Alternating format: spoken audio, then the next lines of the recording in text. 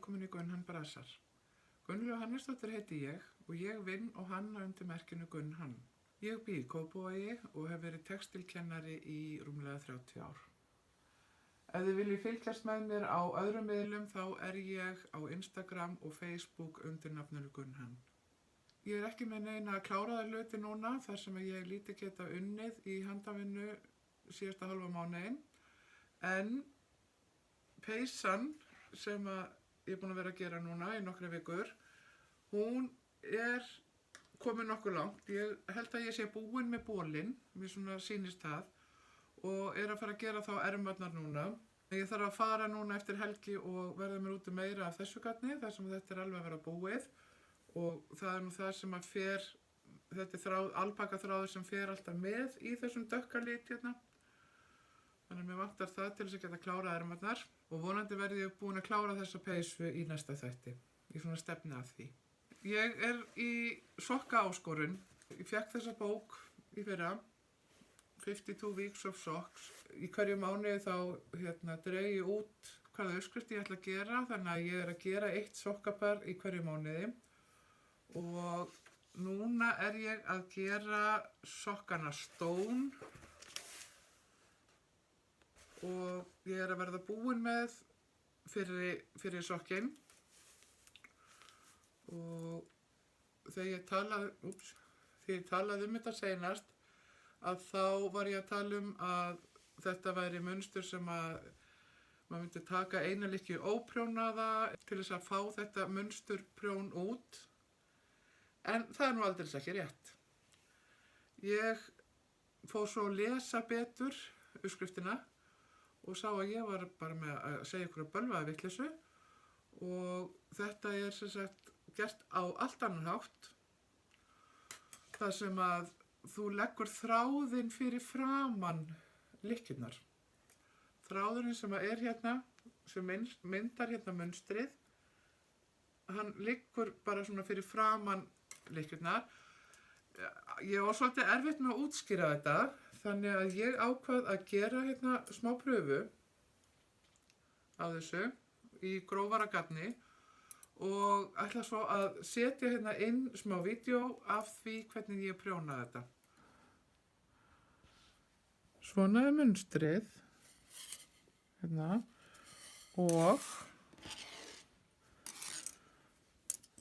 ef þið sjáu hvernig ég að fara hérna svona sitt á hvað,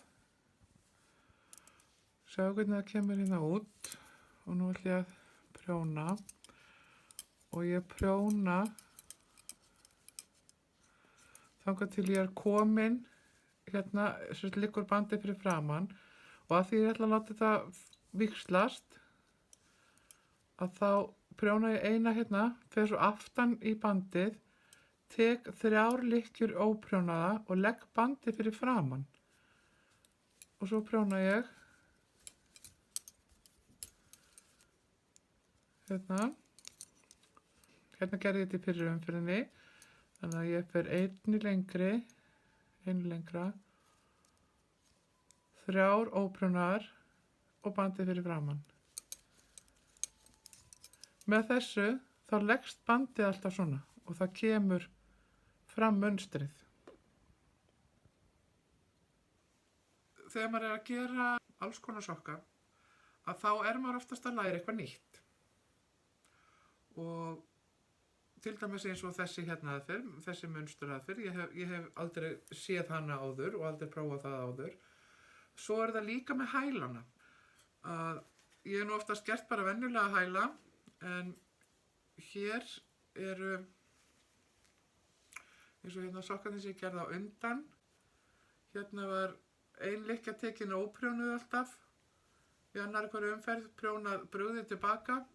Það gert það sama í þessum hæl, nema hvað að það ekki alltaf sama lykkjan sem tekin óprjónuð. Það alltaf til skiptis, þannig að það kemur svona öðruvísi munstur. Og ég gerði hérna pröfu, þannig að þið sjáið hver munurinn Hér eins og hérna í bleikusokkunum, þar sem alltaf, sama lykkjan alltaf tekin óprjónuð hérna upp. en hér er alltaf til skiptis, kemur svona meira munstur. Svo hef ég líka verið að hugsa að þegar þessir hælar eru gerðir svona, og þetta verður svona þykkara hérna aftan á hælnum, en mesta álagið er undir hælinn, myndi ég segja. Og þá finnst mér svolítið skrítið að það sé ekki gert, að í uppskriftunum þá sé ekki gert ráð fyrir því hérna líka. Nema hvað, að í þessum sokk sem ég er að gera hérna, að þá gengur það hérna niður fyrir hælinn líka. Þannig að hér eru teknar óbrunnaðar lykkjur og líka hérna, sjáu þetta. Þannig að það verður, ég get ímyndað mér að þetta sé meiri vörn fyrir það að fá gat á hælinn, gat undir. Þannig ég var allavega ánægð að sjá þetta. Eins og ég sjáu hérna á myndinni, þá eru þessi sokkar svolítið háir upp. Mér finnst það ekkert endilega að vera þægilegra. Ég vil frekar hafa þá í lægri kantinum. Þannig að ég ákvað að gera þessir áttir sérst að vera lengri. En ég ákvað bara að gera þá svona þannig að þeir ná svona aðeins upp á ökklan. Samkvæmt uppskriftinni að þá er ég komin að því að sleppa munstrinu. Þannig að það er svolítið langt það sem að fyrir tána, sem er bara fínt. Þannig að þetta er svona allt öðruvísi uppskrift heldur en ég er vön að prjóna. Gott að prófa eitthvað svona öðruvísi. Mér finnst voða gaman að prófa nýjar aðferðir og skoða eitthvað nýtt sem ég hef ekki gert. Það er svolítið langt síðan ég keypti þennan bækling og með bæklingnum fylgdi nál til þess að vinna og þetta er svokölluð punch needle. Ég veit ekki hvað þetta heitir á íslensku, en svona er útkoman. Þetta er sem sagt eitt verkefni í bókinni eða bæklingnum og ég hef búin að veiða núna í örugglega nokkur ár, alltaf á leiðinni að prófa þetta. En þar sem ég prófaði þetta nú fljótlega en gekk eitthvað brösulega þannig ég bara hendi þessu frá mér og ég nennti ekki að spá mér í þetta. Svo keypti ég mér námskeið á netinu í þessu punch needle og ég fór að prófa það, tók þetta fram og fór að prófa. Og það er að virka. Þetta er sem sagt nálin sem fylgdi þessum bækling. Þannig að þú ert að setja þetta svona niður í gegnum efnið.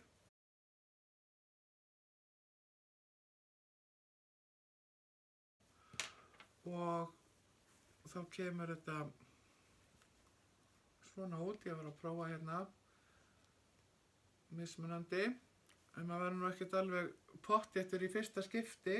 Þetta er svolítið svona ójafnt og svona og svo líka hversu þétt á maður að vinna þetta og einnig gatnið, hvaða gerð af gatni passar fyrir hvaða nál, hvaða grófleiki sem sagt. Hérna fór ég aðeins í grófara og mér finnst það koma betur út. Í þessari pröfu þá var ég að nota þessa nál. Svo á ég hérna aðra nál sem er, hver er hún? Hérna. Svo er hérna önnur nál og hún, eins og þið sjáu, þá er hún miklu grófari heldur en þessi hérna. Og þá tók ég fram garn, prjónagarn og prófaði það og ég sé að ég má alveg nota grófara garn í þetta. Þannig að þetta er eitthvað sem ég ætla að prófa núna svona, fara að vinna mig áfram með og mastera þetta. Til þess að vinna þetta þá þarf efnið að vera vel strekt og ég hef strekt það hérna í saumhringi og hef verið að spá ég sá það hjá einni að hún sem sagt var með svona statíf undir saumhringnum. Þú þurfum ekki alltaf að halda við hringinn meðan þú ert að nota nálina, þú ert hérna að pikka, heldur ertu bara með þetta á borðinu og vinnur svona hérna. Ég veit ekki, ég hef ekki séð þessi stati hérna heima, þannig að ég þarf að fara að finna það út. Svo myndi ég eftir að mér hafði áskotnast hérna fyrir mörgum árum 2 tæki sem að vinnur eitthvað svipað, hafði eitthvað smá prófað, það gekk ekki nógu vel þannig að ég einhvern veginn hafði ekki þolinmæði í það. Það þetta hérna og þá ég held að þetta sé svona bara svipuð aðferð og svo þetta hér og þá þetta, þá fer sem sagt nálin hérna, ég ætla að hafa þetta svona, þá sjáu þetta, hún fer upp og niður, þannig að þá getur þú rentið svona eftir efninu. Ég held að þetta útkoman sé svipuð. Nú veit ég ekkert hvað þetta heitir á íslensku eða hvað það er, en ég alveg viss að það einhverjir sem að kannast við svona. Það var ein sem var að vinna með mér fyrir nokkrum árum, hún hérna kannast við þetta, hafði unnið með þetta tæki hérna fyrir lifandis löngu síðan og kom og sýndi mér hvernig ætti að gera þetta, en einhvern veginn ég varð aldrei nógu flink í þessu þannig að þetta svona fór bara upp í hillu og gleymdist þar. Þetta gefur svona öðruvísi möguleika á mynsturgerð og svona. Tala nú ekki ef ég get líka fara að nota eitthvað af þessu garni mínu og útselsgarni og prjónagarni og öllu saman. Þannig að það bara spennandi. Fyrir 10 árum síðan að þá var ég svo heppin að ég fekk námsleyfi og fór þá í hálft ár til Danmerkur í handavinnuskóla þar sem heitir Skals Håndarbejdsskole og var þar sem sagt í tæpa 6 mánuði og gerði ýmislegt. Ég var í útsaum og ég var í fatasaum og ég var í vefnaði og prjóni og svona hin og þessu. Ég náttúrulega vann ýmis konar verk að vera í tæpa 6 mánuði það og bara þurfa að hugsa sjálfan sig og vinna handavinnu, vinna við það sem maður hefur mestan áhuga á, þurfa ekki að hugsa heimilið eða vinnu eða neitt annað en bara sjálfa sig, að það náttúrulega bara frábært og bara yndislegt að hafa átt þess kost. Og ég hugsa mér að svona sýna ykkur eitthvað af því sem ég gerði þá og mér datt í hug núna að sýna ykkur hérna póka sem ég gerði og það sem að ég gerði stafinn G, ég saumaði út, þetta svona pröfupóki, þetta prjónapóki undir prjónadótið mitt, en svona ég hugsaði að þetta væri gott að hafa þetta sem pröfu á alls konar útsaumsspor. Það eru fræhnútar og flatsaumur og spekling og þau kalla þetta flöðuskúm, ég veit ekki hvað það heitir á íslensku, klóspor, tunguspor, varpleggur, alls konar. Síðan fyrir nokkrum árum að þá hérna var sjónvarpsstöð sem heitir TV Mitt Vest sem að tók upp alls konar þætti í sambandi við handverk. Í þessum þáttum faraðu oft í heimsókn á Skals og taka upp viðtöl og sýna frá hvað þar verið að vinna. Það alltaf tekið fyrir einn ákveðin þáttur handverks í hverjum þætti og mér datt í hug að þið hefðu kannski áhuga á að sjá þetta. Þannig ég set link núna hérna fyrir neðan inn á þátt sem er útsaum á stöfum, svona monogram. Þannig ég ætla að setja hérna fyrir neðan link á það og mun svo halda áfram að svona setja inn þátt og þátt seinna mér.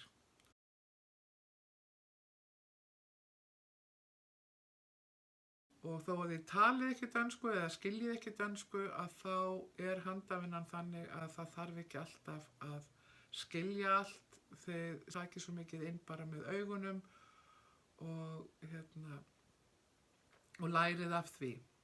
Til dæmis eins og þegar ég var á Skals að þá voru 7 japanskar stelpur eða ungar konur þar með mér og þær töluðu enga dönsku og takmarkaða ensku. En með því að fylgjast með sýnikennslunni og hvað væri verið að gera, að þá gerðu þær alveg ótrúlega fallega hluti og þær, já, það voru kannski aðeins lengur að komast í gang en náðu þessu alveg.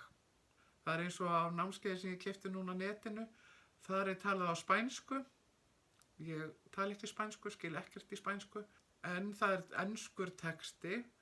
Þegar ég byrjaði að þá var ég með hljóðið á og mér fannst það eiginlega bara ruglingslegt að hlusta á spænskuna, lesa enskuna og reyna svo líka að fylgjast með myndunum eða þess að hvað væri verið að sýna. Þannig að ég tók bara hljóðið af. Mér fannst alveg nóg að hafa enskan texta og síðan að sjá sýnikennsluna. Já, þetta er spænsk síða sem er með svona alls konar kennslu. Þú kaupir áskrift að ákveðnum kennslumyndböndum.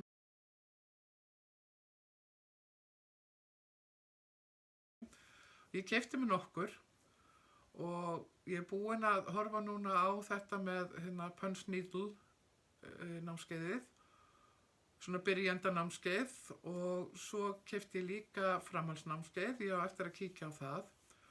Og annað námskeið sem að ég, önnur aðferð og það er að gera við föt. Að gera við föt þannig að það sjáist. Ég hef örugglega talað um það áður að þegar komi gat eða eitthvað svoleiðis að þá sé nú alveg hægt að gera við. Það þurfi ekki alltaf bara að farga flíkinni, setja henni Rauða krossinn, heldur má alveg sauma út í hana eða gera eitthvað. Og flíkin verður þá bara meira spennandi fyrir vikið, finnst mér. Fyrst ég er nú að tala um það, að þá fór ég á Hönnunarsafn Íslands í Garðabænum, þar sem ég fór á svona vinnustofu þar og þar er Ír Jóhannsdóttir eða Írurari. Hún er þar með vinnustofu, hennar vinna felst mikið í því að taka einmitt gamlar peysur með blettum eða götum eða eitthvað svoleiðis og gera þær að nýjum. Sauma í þær, prjóna í þær, gera eitthvað öðruvísi og þær verði bara að nýjum flíkum. Kíkið á það og það er mjög margt spennandi sem að hún er að gera.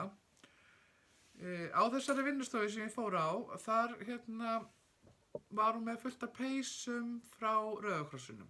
Maður gat fengið eina peysu og unnið eitthvað, gert eitthvað við hana. Ég fann þessa peysu. Þetta er svona jakkapeysa. Ég ákvað að klippa svolítið í henni og ég byrjaði að gera svona í bakið og ef að þið hafið hort á fyrri þætti að þá er þetta svipað eins og þetta er sama aðferð eins og sem að ég var að prjóna.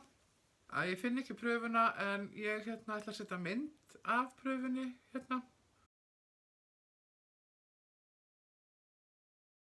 Í þeirri þá var þetta prjóna, þá prjónaði ég stykkið og gerði gatið og tók svo upp lykkjur og prjónaði hringina. En í þessu þá klippi ég gat í peysuna og prjóna. Tek upp lykkjurnar og prjóna Ég er bara svona rétt aðeins byrjuð á eftir að gera hana svolítið skrautlega. Ég ætla að gera þetta framan á líka og gera eitthvað hér við búðunginn. Ég ætla að taka stroffinn í burtu. Veit ekki alveg hvað ég ætla að gera þar og ég ætla að taka þetta hér í burtu líka. Það er svona það fyrsta sem ég var búin að ákveða. Gera hana svolítið litríkari og já, þannig að leika mér svolítið, flippa svolítið í þessu og gera hana svolítið svona skemmtilega og öðruvísi. Og það er spurning hvort að hún passi á mig eða hvort að Berglind fá hana. Það reyndar sko þegar maður opnar svona og ef maður gerir mikið af götum, það er eins og Ír var með peysu hérna sem hún sýndi, þar sem hún var búin að gera rosalega mikið af götum, að þegar þá sem sagt teygist á þessu, þá verður þetta allt svona miklu lausara. Þannig að það er spurning hvað ég prjóna mikið af götum í þessa, hvort að hún kannski verði það stór að ég geti notað hana, það kemur í ljós. En allavega gaman að prófa eitthvað svona. En ég held að þetta sé þá bara komið hjá mér í dag. Við sjáumst eftir hálfa mánuð. Takk fyrir í dag.